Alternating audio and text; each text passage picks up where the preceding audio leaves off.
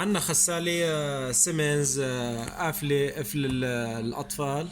راح نحاول نأرجيكم طريقة فك القفل تبعها.